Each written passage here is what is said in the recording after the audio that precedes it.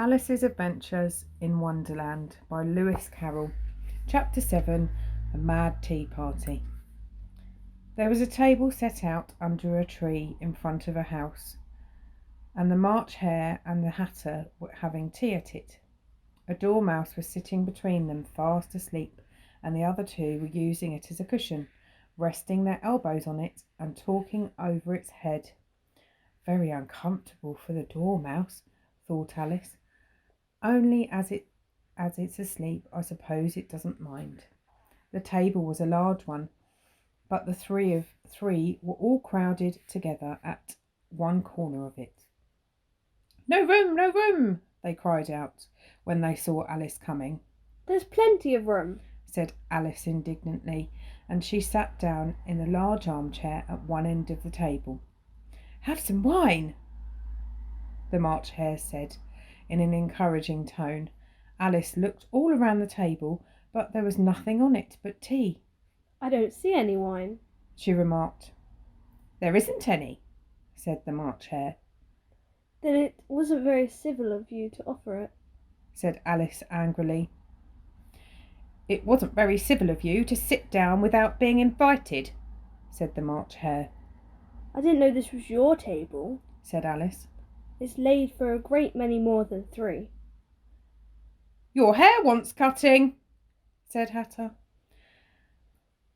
He had been looking at Alice for some time with great curiosity, and this was his first speech. "You should learn not to make personal remarks," Alice said with some severity. "It's very rude." The Hatter opened his eyes very wide on hearing this, but all he said was, "Why is Raven like a writing desk?" "Come, we shall have some fun now," thought Alice. "I'm glad they've begun asking riddles. I believe I guessed that," she added aloud. "Do you mean that you think you find out the answers to it?" said the March Hare. "Exactly so," said Alice. "Then you should say what you mean," the March Hare went on. "I do," Alice hastily replied. At least I mean what I say. That's the same thing, you know." "Not the same thing a bit," said Hatter. "Why, you might just as well say, 'I see what I eat' is the same thing as 'I eat what I see.' You might just well say, 'Add the March Hare that I like what I get' is the same thing as 'I get what I like.' You might just as well say, 'Added the Dormouse, which seems to be talking in its sleep, that 'I breathe when I'm asleep' is the same thing as 'I sleep when I breathe.'"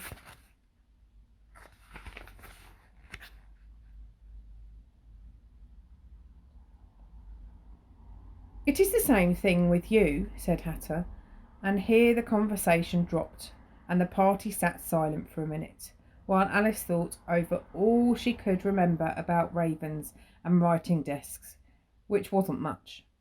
The Hatter was the first to break the silence.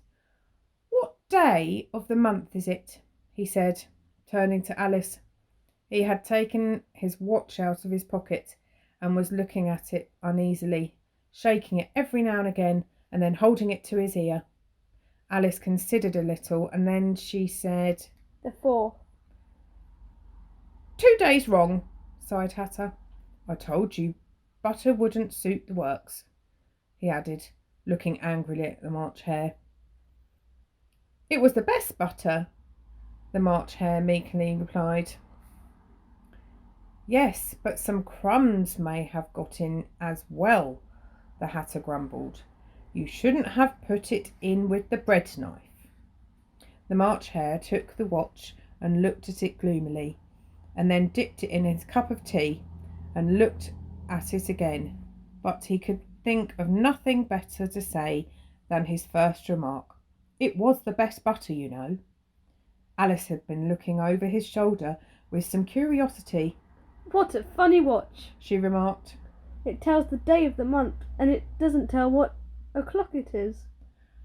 Why should it? Muttered Hatter. Does your watch tell you what the year is? Of course not. But that's Alice replied very readily. But that's because it's the same year for such a long time together. Which is just the case with mine, said Hatter. Alice felt dreadfully puzzled.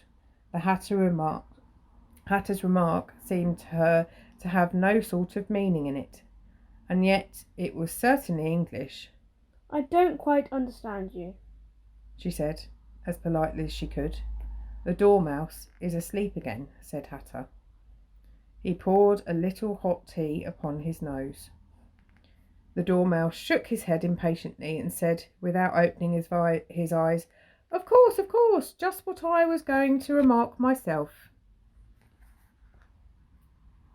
Have you guessed the riddle yet? The Hatter said, turning to Alice. No, I give up. Alice replied. What's the answer? I haven't the slightest idea, said Hatter. Nor I, said March Hare. Alice sighed wearily. I think you might do some better time with that time, she said, than wasting it in asking riddles that have no answers. If you knew time as well as I do, said Hatter, you wouldn't talk about wasting it. It's him. I don't know what you mean, said Alice. Of course you don't, said Hatter, tossing his head. I dare you never even spoke to time. Perhaps not, Alice replied. But I know I have to beat time when I learn music. Ah, that accounts for it, said Hatter. He won't stand beating.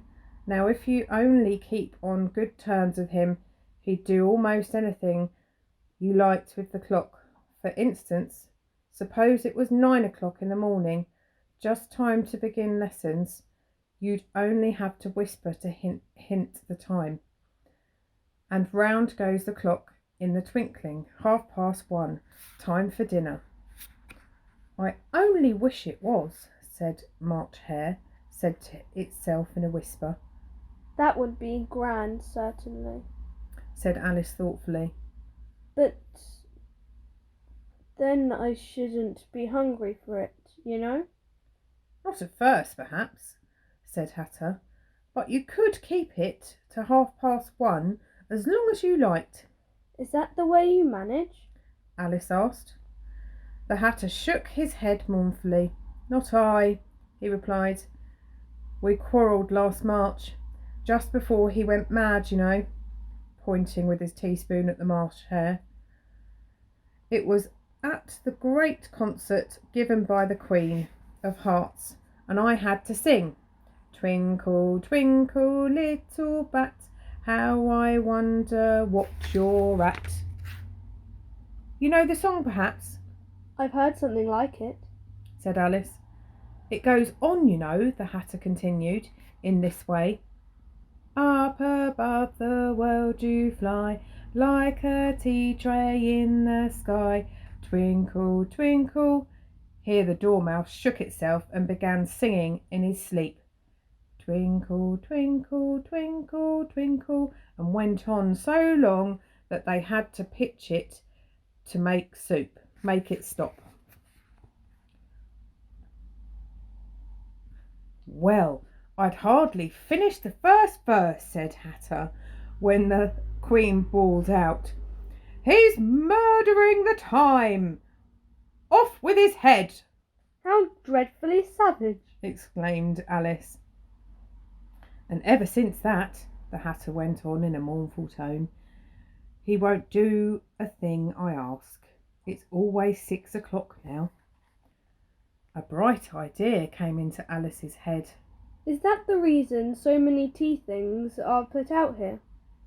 She asked. Yes, that's it, said Hatter with a sigh. It's always tea time, and we've no time to waste.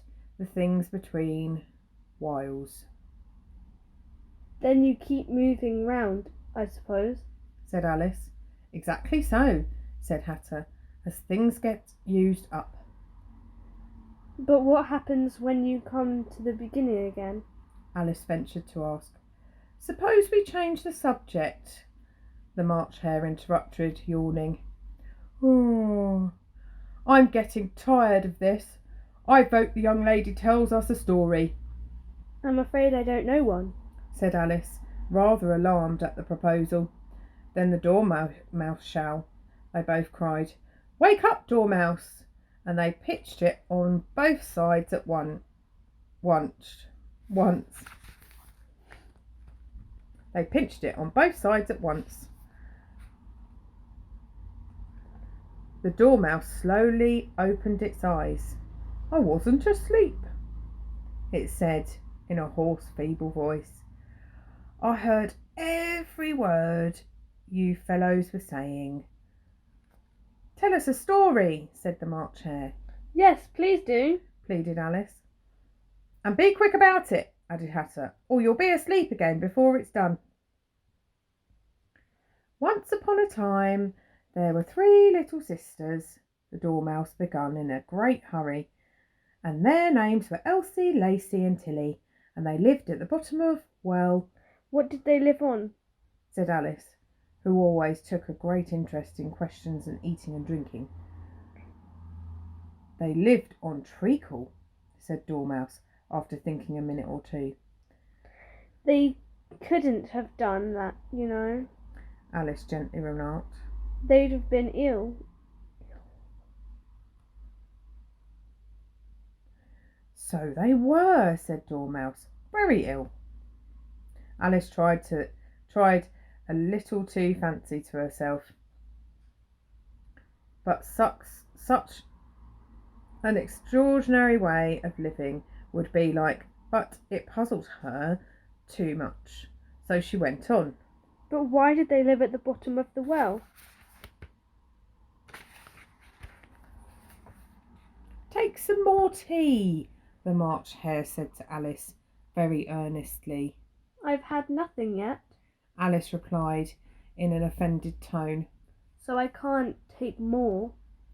You mean you can't take less, said Hatter. It's very easy to take more than nothing. Nobody asked for your opinion, said Alice. Who's making personal remarks now? The Hatter asked triumphantly. Alice did not quite know what to say to this, so she helped herself to some tea and bread and butter, and then turned to Dormouse and repeated her question. Why did they live at the bottom of the well? The Dormouse again took a minute or two to think about it, and then said, It was a treacle well.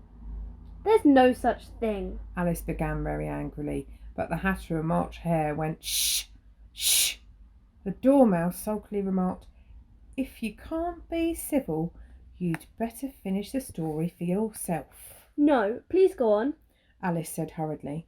I won't interrupt you again.